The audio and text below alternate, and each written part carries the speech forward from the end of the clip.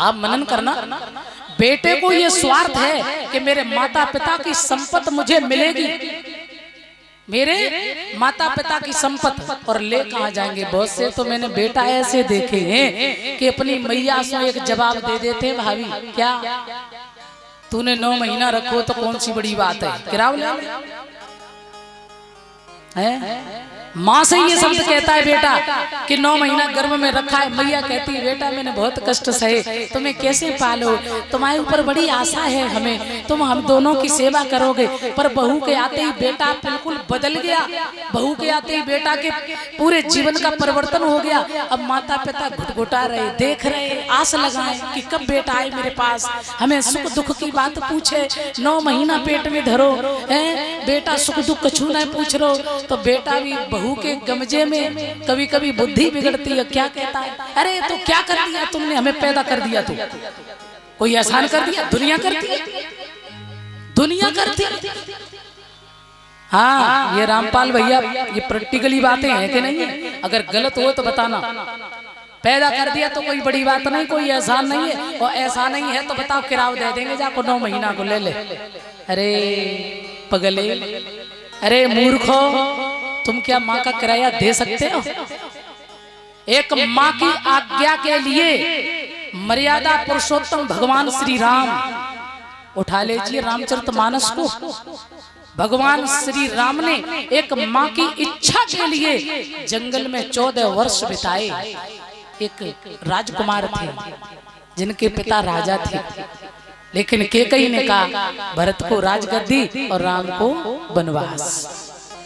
माँ की इच्छा पूर्ण करने के लिए अपनी कौशल्या माता का भी उन्होंने जरा भी संकोच नहीं किया और कहा मैया की इच्छा पूर्ण करेंगे, और जंगल में गए। एक आप भी बेटा है जो कहते किराया ले लो, बेटी और बता दे, बेटा ये भी कहता है ले कहाँ जाओगे, देओगे तो हमें ही लास्ट में, कौन करेगा, रोक मार के पीट के लाठियां बजा के। ध्यान देंगे, हमने देखा है कि जब वो बेटा घर में पैदा होता है प्यारे, जब वो बेटा होता है तो माता पिता भाई बंधु परिवार कितने खुश होते हैं, तालियां बजाते हैं, दान लुटाते हैं, बधाइयां पड़ती हैं, काहे बोले बेटा भयो है, बेटा की बड़ी खुशियां मनाते हैं। लेकिन मैं आपको एक बात बता दें, आज ध्यान देना, हम ये नहीं कहते कि बेटा भी बहुत आवश्यक है, लेकिन जितनी खुशी बेटा के पैदा होने पर तुम सब मनाते हो, उससे ज्यादा जब बेटी पैदा हो तब आपको खुशी मनानी चाहिए।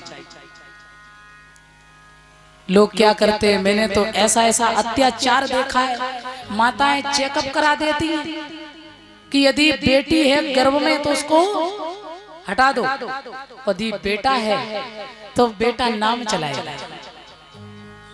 और मैं एक नहीं 90% इस चीज को बता देंगे कि कौन सा घर ऐसा है जिस घर में बेटा श्रवण है, कौन सा घर ऐसा है जिसके घर में बेटा आज्ञाकारी है। 90% की बात कर रहे, 10% छोड़ रहे बस।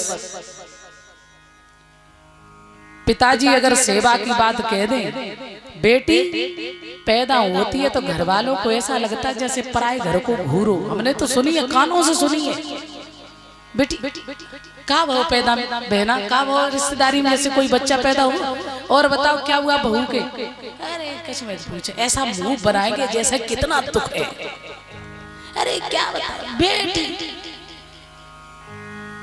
है।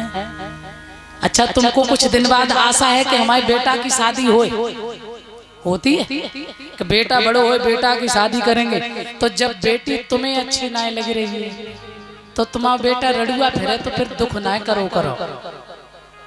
क्यों? जब बेटियों का पतन कराओगे, जब बेटियों को रखोगे ही नहीं तो बेटने के लिए बेटियां आएंगी कहां से?